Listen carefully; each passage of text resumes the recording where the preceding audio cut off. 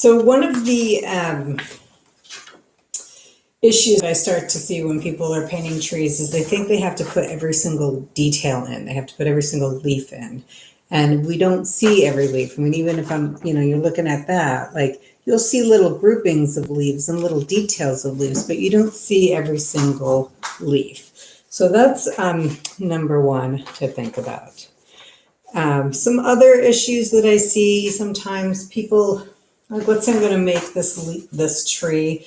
Sometimes people are too perfect with their shapes of the tree. And that's where we're going to do a little bit of sketching to start with. So you might want to grab a marker or a charcoal, it doesn't matter, whatever you like. And I'm going to work with this first. Oh, I want to just say really quick, the next thing. Hey, Alicia, how are you? Hi, Paulette. One other thing I want to say is a lot of times people think they have to paint their entire backdrop and then paint the tree on top of it. And while you can do that with acrylics, I just want to give you permission and let you know that you can also paint these sky areas on top of the tree. Hi, Joanne. So for example, in this painting I did, you see these blue areas? That was actually painted last. That was painted afterwards. So I build up the sky and the tree simultaneously. So just something to think about, because a lot of times people think they have to make an entire landscape before they can put the tree on it. Okay, let's get around to just talking about the sketch a little bit and looking at our branches. Another thing, just to elevate your tree a little, I know we're all coming at this from different experiences, but sometimes what people do is they make their tree branches too uniform and kind of like the stick thing. Everything's kind of even. And then when they go to paint it, it's all the same color. There's a lot of variations in the tree trunk. So, even if you just had, even if you can't see all these branches, but like, for example, with this one, there's different light on there. Even though we know the tree trunk to be brown, the light is hitting it in different ways. So here it's light, there it's dark. There's a lot of variation that way. There's a lot of beautiful curves and bends in the tree branches. So if you're going to be sketching today, try to get like I guess I should say like the fluidity of the branches and the irregular aspects of them. If you have one of these markers, this is a nice tool to use for this. As the branches grow up and break into smaller branches,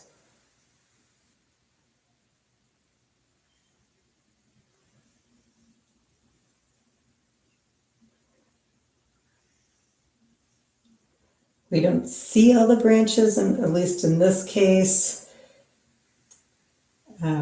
there's just like little hints of branches coming through.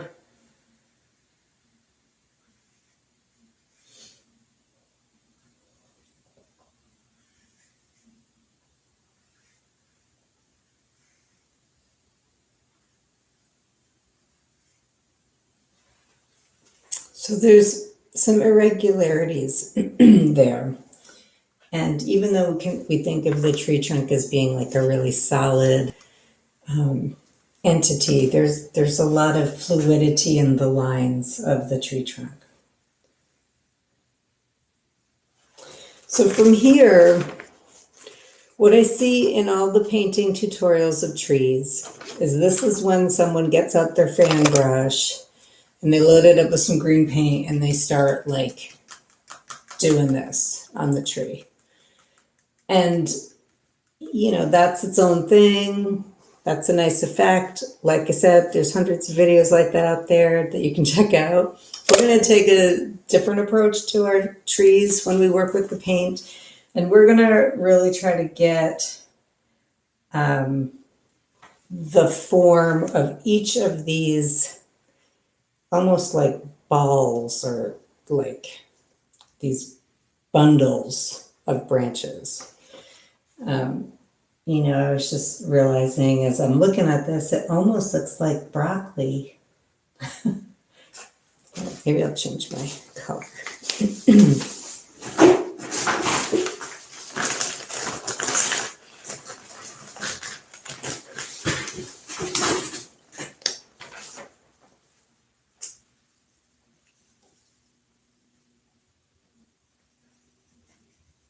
And I'm just going to indicate this kind of lightly here.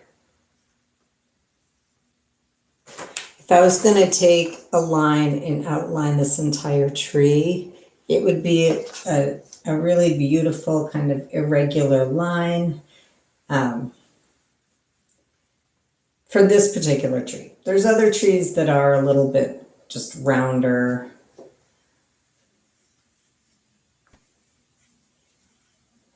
I'm just indicating like where a grouping of branches is going to go here.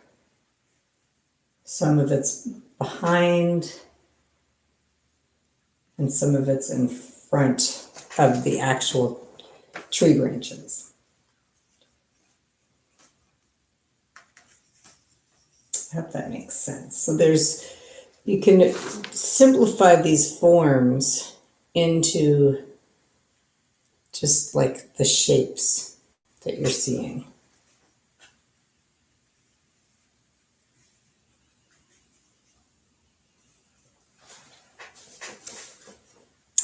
And then when you start painting, and we'll do it now with our sketch, you want to look at where there's highlights and where there's shadows. So let's see, what kind of pen could I use for this? I'll use a purple pen. In my tree, the sun is coming from the top and there's little shadows here. And that's what forms like the shape of these boughs of branches. So within each of these little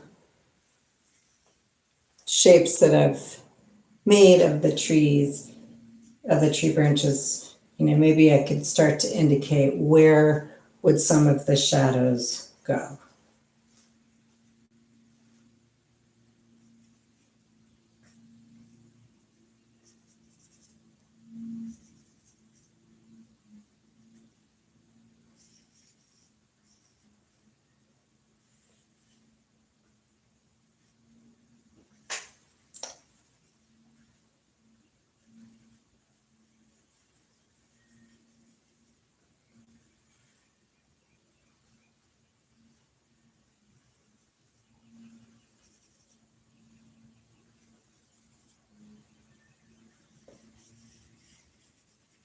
And even on the actual tree trunk, you could indicate where the shadows will go there also.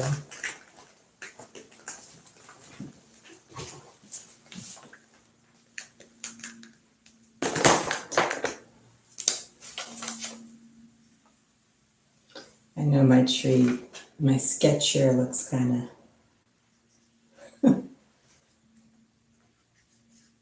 funky.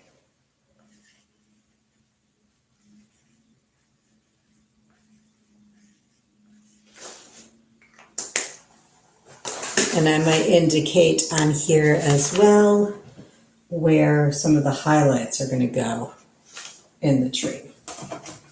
So I'll hold this up a little bit better.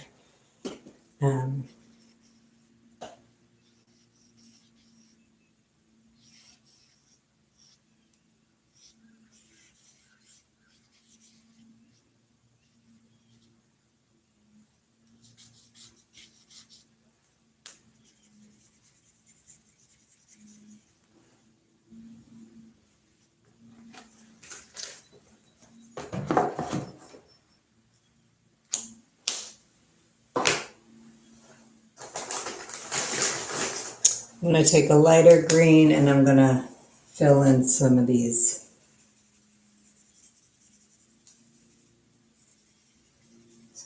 branches. So you could be doing this with just a charcoal, just indicating where there's highlights, where there's shadows, where there's these groupings of leaves.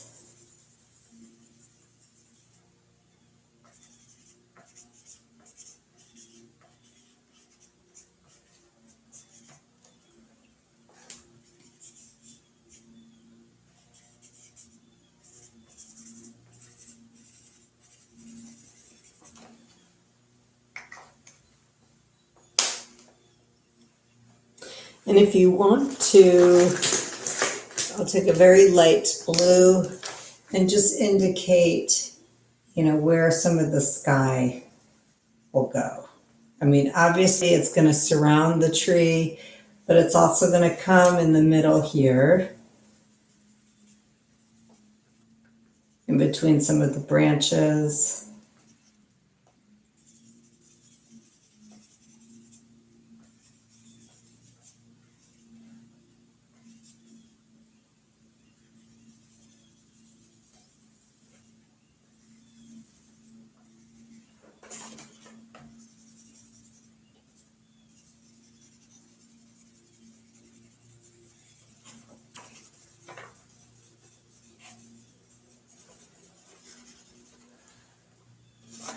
So I hope that makes sense. So just use your sketch to begin really looking at your tree and assess where the highlights are, where the shadows are, and then also like where the bunches of tree branches are.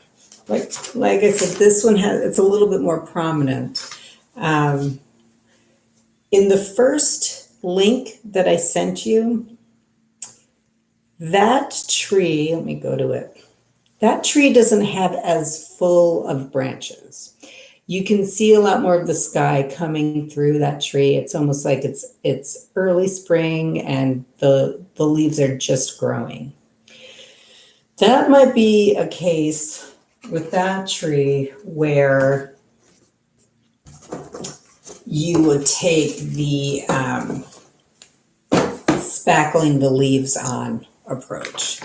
So with something like that, I'm going to switch to paint now. With something like that first tree I sent out, what I would do first is I would put in the tree trunk. I keep looking back because I have the picture pulled up on my computer right now. And just look at the way those branches, they're really like lovely, elegant, graceful branches. And just look at how they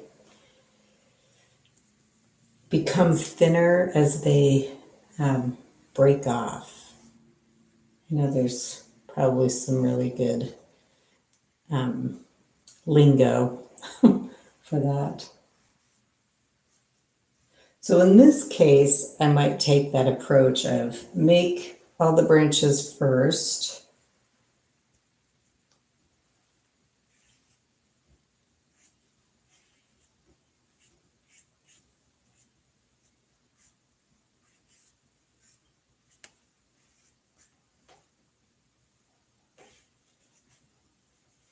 You're using their picture as reference. You don't have to get exactly like what they have. So then this is when people will, in the videos, they'll take their fan brush. They usually have a green mixed up. I'm going to use some yellow and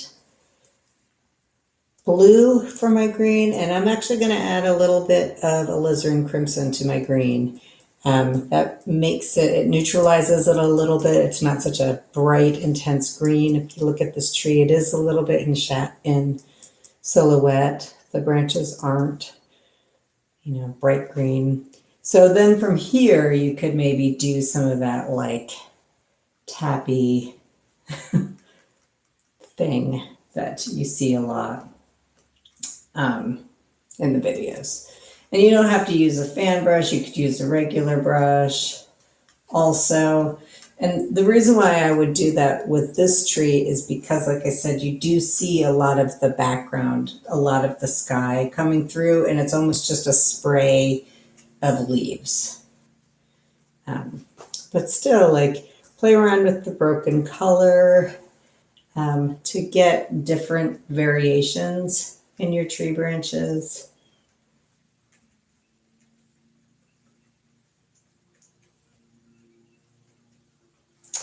I'm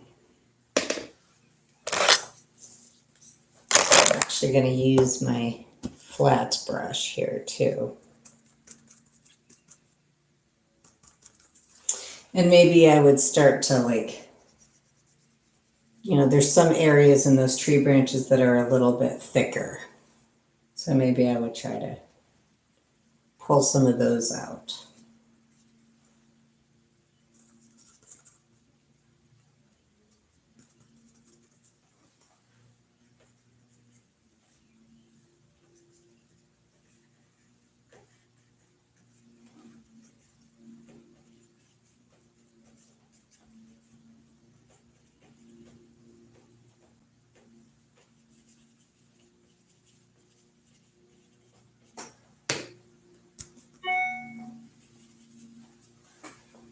I just can't help myself and put some different, like, colors in there and just kind of have fun with the brush strokes of it.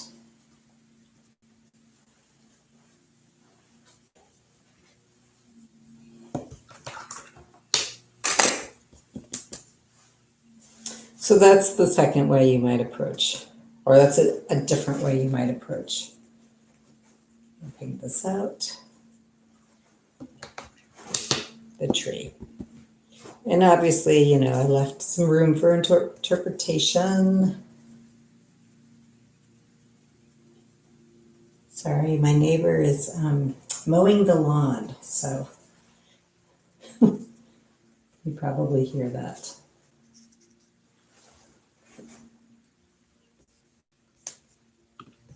Okay. Hi, Liz. Hi, Joanne. Okay, so this is tree number 1. And now I'm going to try to go ahead and paint this tree. So if you refer to the second link that I sent you, that's a little bit closer to the tree that I'm looking at.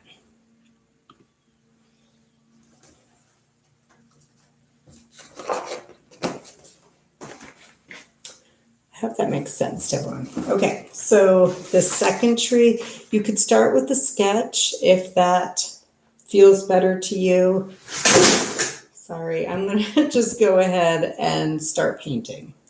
So I'm going to take some red, because today I'd like you to really play around with mixing red into your green, into your yellow and blue to create browns. And also think about building the tree up in layers of color. So I'm mixing something sort of like a red, burnt sienna, I guess is the right color, and I don't have it with me. So what I'm going to do first, go this way.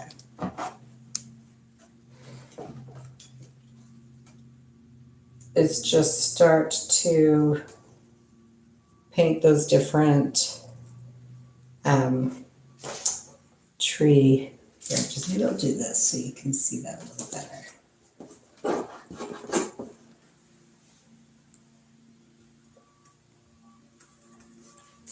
And then I'm mixing this color here. It's kind of a red.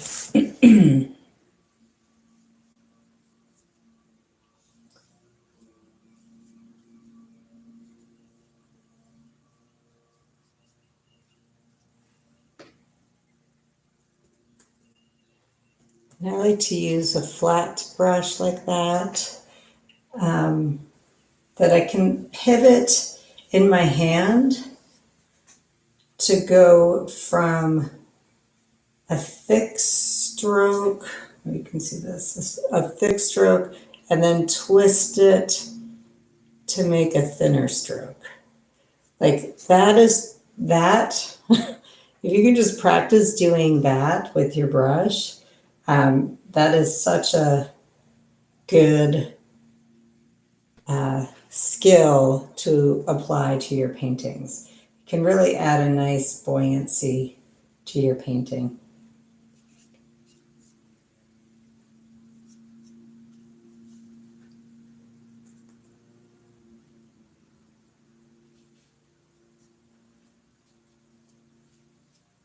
I mean, I think that's part of like the fun of painting a tree is getting those like different line variations in the branches of the tree.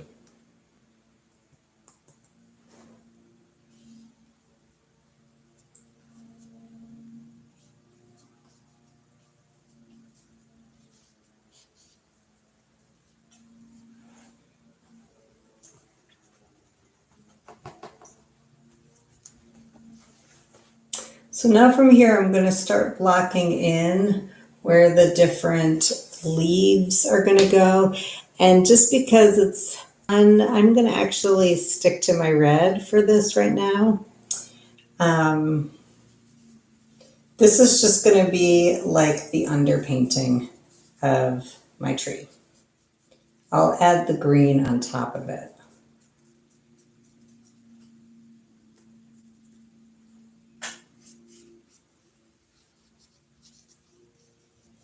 Green and red are complementary colors, and we've been learning about complementary colors and how they neutralize each other. So when you mix red into your green, it will make a very bright green a little more olive, a little more neutral green.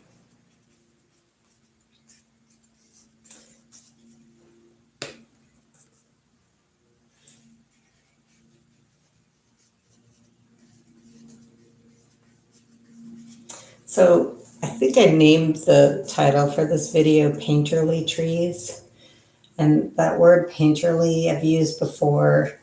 It tends to refer to, or it does refer to, when a painting is painted a little looser. So you see the brush strokes, you see the different applications of paint.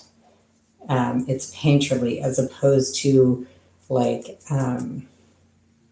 I mean, I hate to say photorealism, but something where, you know, things are blended more, there's more detail. That's not considered necessarily painterly.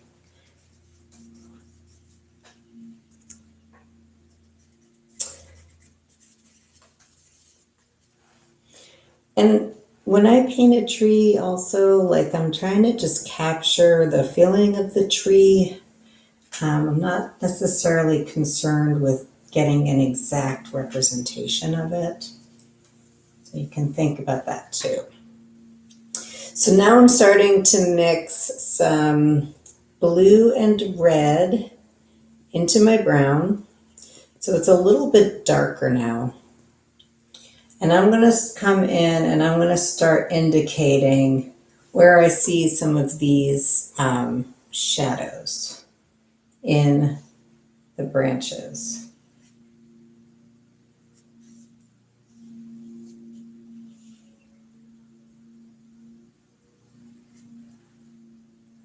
And again, using, trying some of that brush technique out where you're getting a variation in line thickness.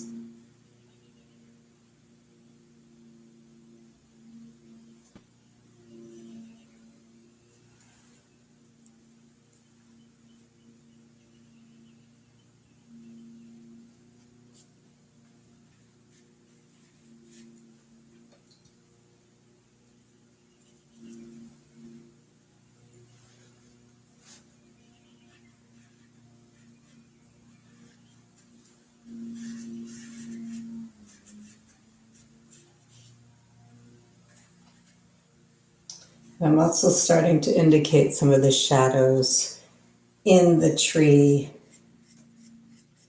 boughs, I guess they're called.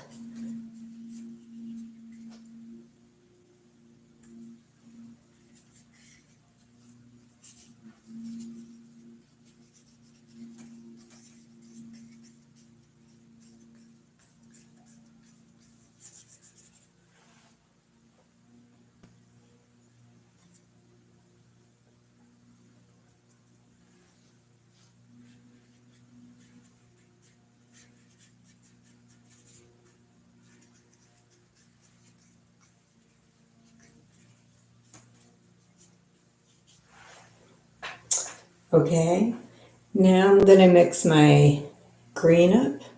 So I'm taking some yellow, teeny tiny bit of phthalo blue. You can see it right there. I'm mixing it up right there.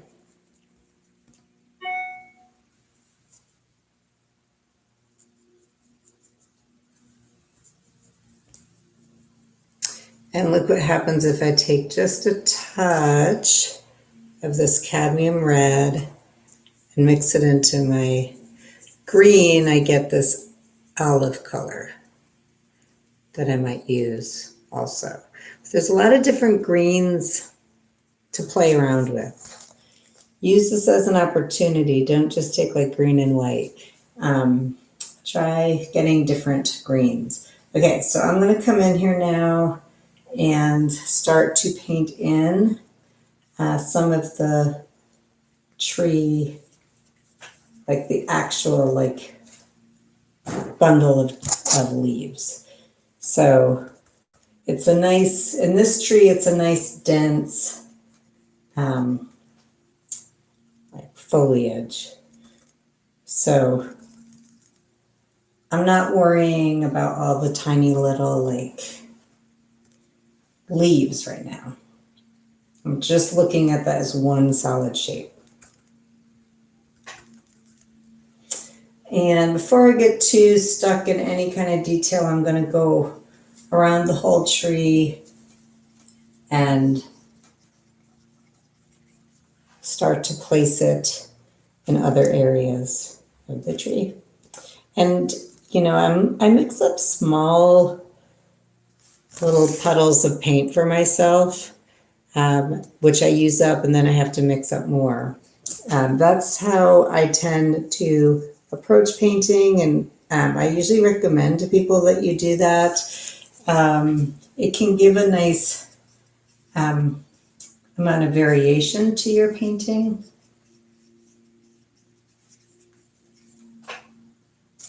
So you might also notice like the direction I'm kind of doing these round marks. It's hard to see, like that, to capture kind of the roundness of these branches.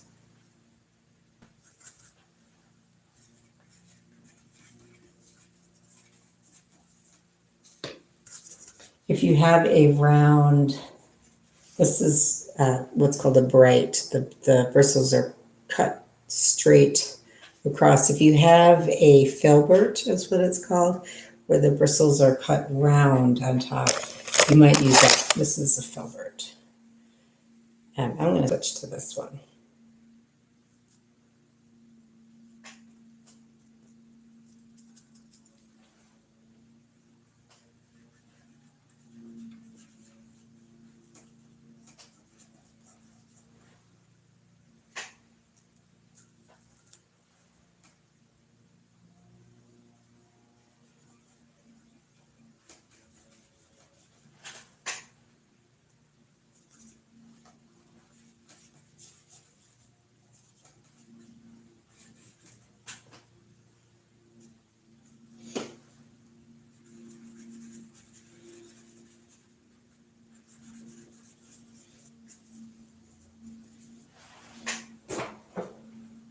So that's step 2.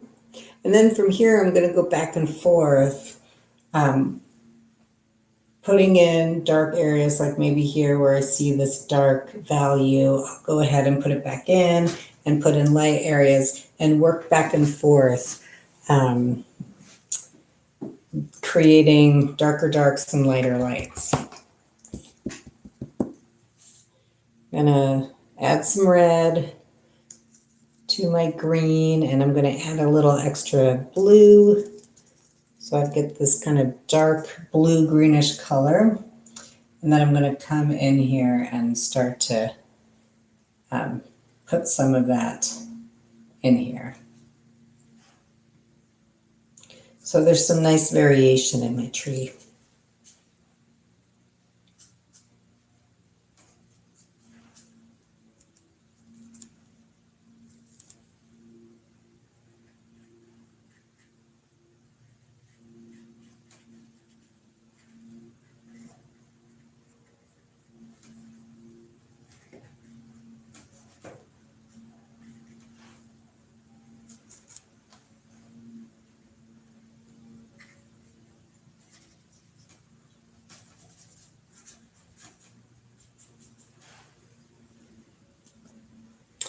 If you take your yellow and add white to it,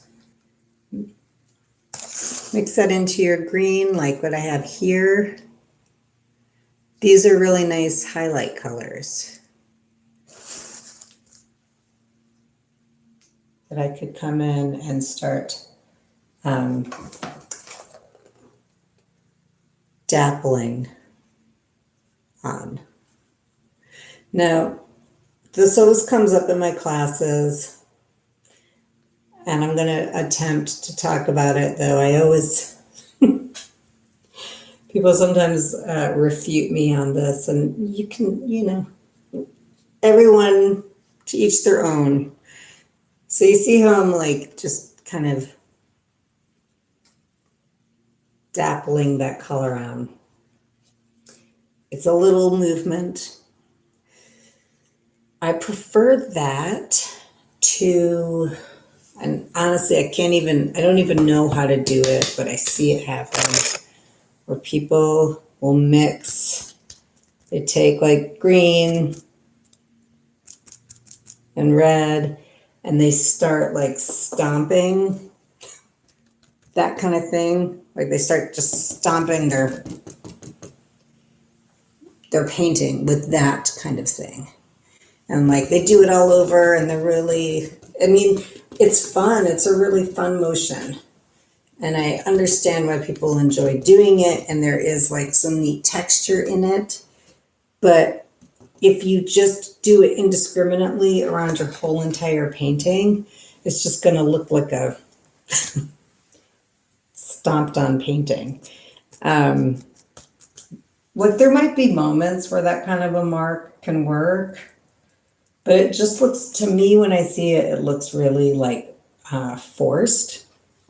And it doesn't look like, I don't know how to describe it. It just doesn't look like a painting that's come with ease and knowledge. It looks like a painting that someone like forced because they saw it.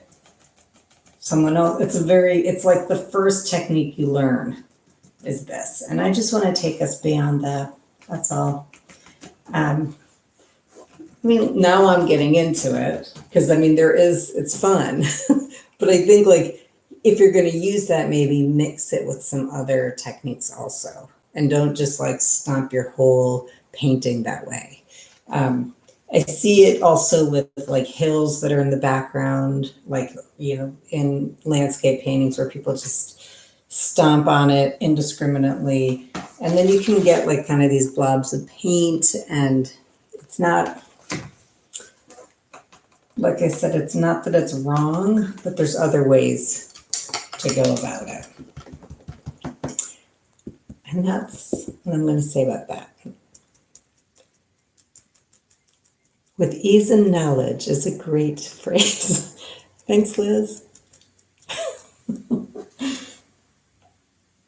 So I'm going to come back in here. I'm going to like break that section up now because it always kind of just looks like a mess when people do that. So I just want to encourage you to not rely on that to get texture in your painting, and just push it a little bit more.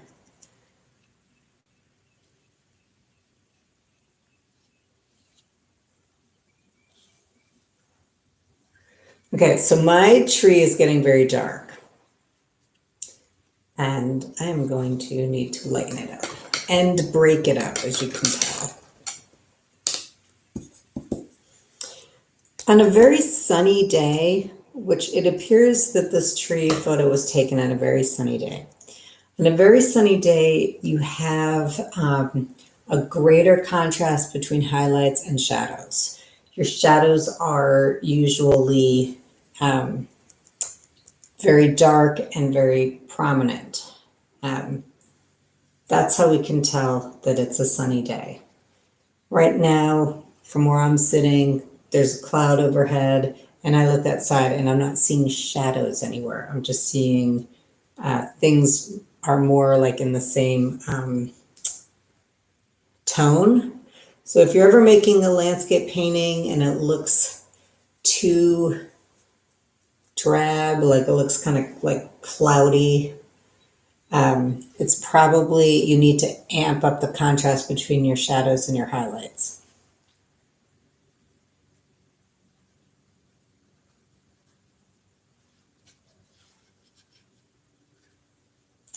Okay.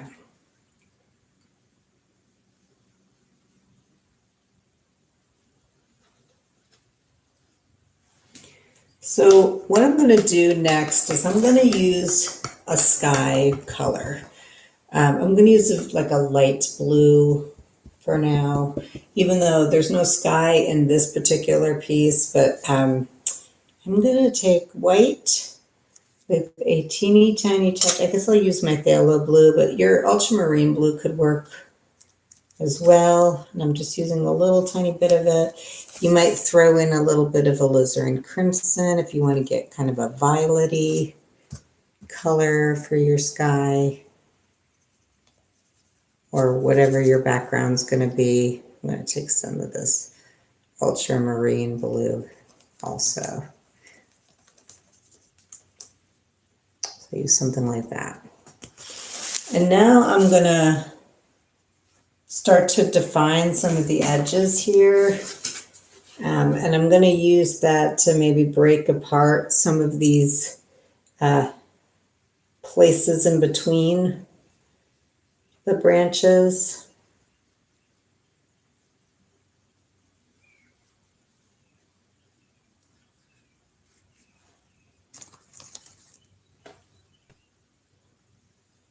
And even like, you know, maybe you see light coming through in some of the larger areas of the branches.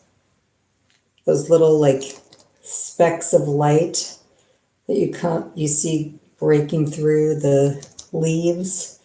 That's what I'm painting right now. And I'm also going around the whole painting, cleaning up some edges maybe.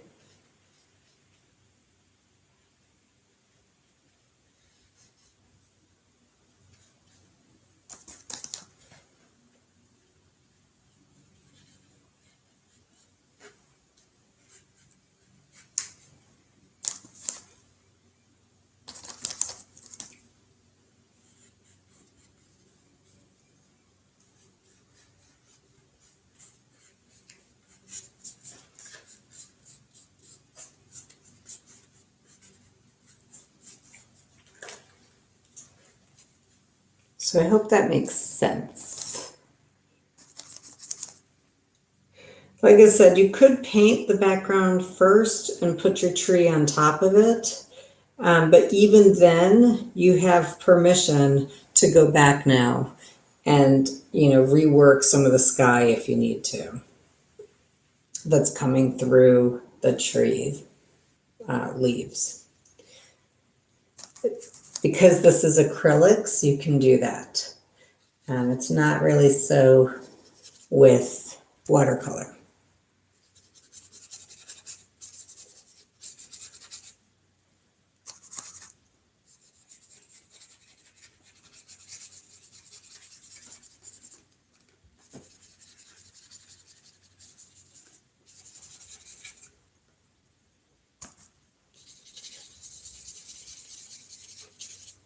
So I'm working on paper for this. You might be working on canvas.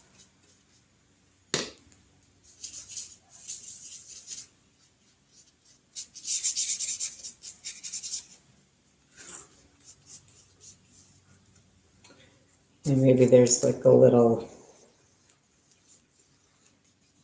patch of grass that this is on.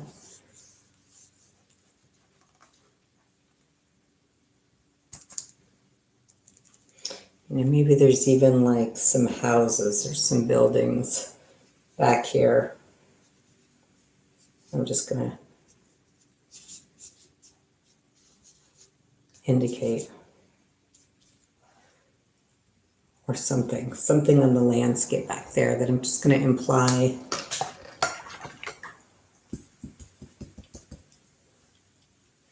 And then from here, depending on how far you want to develop this, you can go back and forth and begin to really pick at it. So or begin to really pull out lights and darks. This is a thing I did in a class earlier of the same tree. And with this, I've gone in and done a little more detail, like switched to a smaller brush in some areas and just pulled out like little parts of the tree, like little leaves and such of the tree.